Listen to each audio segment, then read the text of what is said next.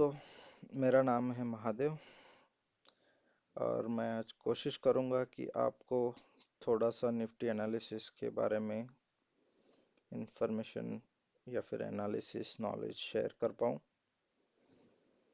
तो मेरी जो स्ट्रेटजी मैं जो यूज़ करता हूँ बड़ी ही सिंपल है। तुम पहले लॉन्ग टर्म ट्रेंड देखो। तो यहाँ पे अगर आप देखोगे तो ये पीछे से चला आ रहा हुआ ट्रेंड है। जैसे ये नीचे से ऐसे ऊपर ऊपर ऊपर बढ़ता जा रहा ट्रेंड है। तो हम किस ट्रेंड में है? बुलिश ट्रेंड में है। और मैं सिर्फ डेली कैंडल की बात कर रहा हूँ यहाँ पे।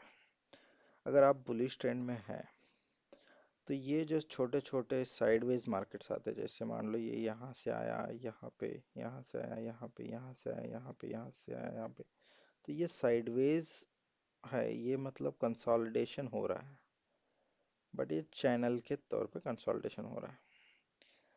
अब अगर आप ट्रेंड लाइन वगैरह फॉलो कर पाते हैं तो आप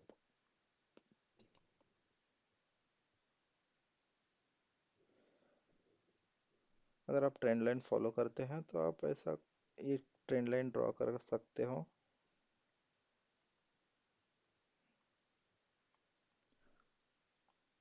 जो यहाँ से ये कुछ इस तरह की ट्रेंड लाइन बनेगी। और ये ट्रेंड लाइन ब्रेक हुई थी यहाँ पे।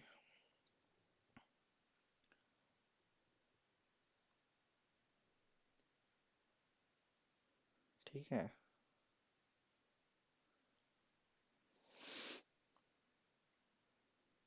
बट मैं इसको ब्रेकआउट नहीं मानता। केवल ट्रेंड लाइन के ब्रेकआउट पे अगर आप ट्रेड करोगे तो आप हमेशा फंसोगे। ठीक है। तो किस ब्रेकआउट पे आपको ट्रेड लेना है? तो उसका एक सिंपल रूल है। बट क्या है, ज़्यादातर लोग इसका पालन नहीं कर पाते हैं, इसका फॉलो नहीं कर पाते, क्योंकि ये सेल बहुत बड़ा हो जाता है। ठीक है। देखो यहाँ पे इसका हाई है। ठीक है, ये हाई बनाया था यहाँ पे मार्केट ने। उसके बाद मार्केट ने बुलिश क्लोजिंग दी, मतलब इसके इस कैंडल के हाई के ऊपर ये कैंडल क्लोज हुई है। तो एक एंट्री पॉइंट बनता है। बट क्या ये कैंडल ने पुराना हाई तोड़ा है? नहीं। इसका मतलब ये टेम्पररी या फिर शॉर्ट टर्म डाउन ट्रेंड में है। ठीक है, भले ही हमारा लॉन्ग टर्म और मेजर ट्रेंड अप है, बट ये कैंडल अकेली डिफाइन नहीं कर पाएगी कि अभी मार्केट ऊपर जाने वाला है। ठीक है। बट ज़्यादातर लोग यहाँ पे एंट्री ले लेते हैं, तो वहीं पे गड़बड़ हो जाती है। अब देखो, तुरंत मार्केट ऊपर गया, यहाँ पे टच किया, वापस आया। अब फिर से इसने बुलिश कैंडल की क्लोजिंग दी। अब जो ये लोग यहाँ पे फंसे थे, वो लोग फिर से सोचेंगे यस वहाँ पे फंसा है, दूसरी बार ये डब्ल्यू पैटर्न बन रहा है तो हम ले लेंगे। तो ऐसा नहीं होता है। अभी भी इसके जस्ट पहले वाला जो हाई था, ये वाला, ये ब्रेक नहीं किया है उसने, इस कैंडल ने, तो वहाँ पे भी नहीं लेना। उसके बाद इसने ये एक हाई बनाया, फिर वो नीचे आया। ठीक है। अब दोबारा जब ये बुलिश क्लोजिंग दिया है इस कैंडल ने, ये भी इस हाई के ऊपर नहीं है, तो यहाँ पे भी आपको बाय नहीं करना है। तो आपको वैसे हाई मार्क करते जाना है। अब ये नया हाई बना है यहाँ पे। अब देखेंगे बुलिश क्लोजिंग कहाँ पे होती है। ये बुलिश क्लोजिंग है, बट ये कोई मतलब नहीं रखता ये बुलिश क्लोजिंग का।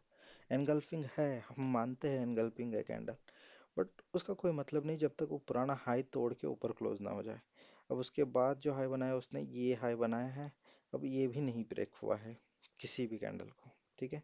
इसने जो देखो ये बुलिश कैंडल क्लोजिंग है, बट इसने ये वाला हाई भी नहीं तोड़ा है। ठीक है। तो बुलिश कैंडल्स चाहिए, ये पुराना हाई तोड़ के ऊपर क्लोजिंग चाहिए। ये जैसे ये वाला हाई टूटना चाहिए था, नहीं टूटा है। ये वाला हाई टूटना चाहिए था, नहीं टूटा है।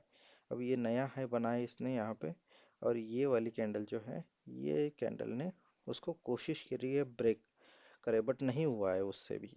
तो हम वेट करेंगे कि अगली कैंडल अगर बुलिश है और उसने पुराना हाई भी तोड़ा है, तो मान लो ये वाली कैंडल का भी हाई इस कैंडल ने लिया है, यहाँ पे दो कैंडल ने।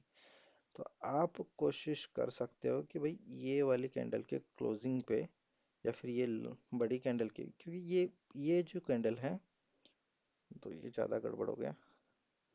तो देखो, ये वाली जो कैंडल है, ये इसके ओपनिंग के प्राइस के ऊपर क्लोज हुई कैंडल है, ये वाली कैंडल। ठीक है।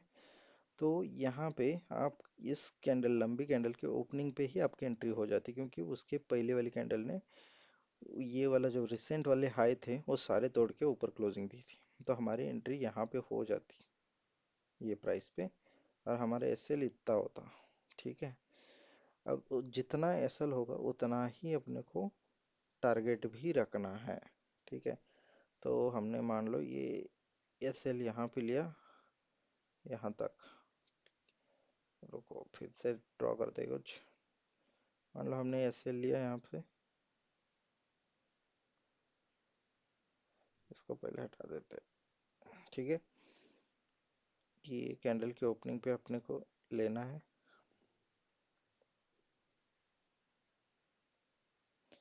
ये अपन लो यहाँ पे लिया, इस कैंडल की यहाँ पे एंट्री ली, और ये अपना एसएल है 360 पॉइंट का।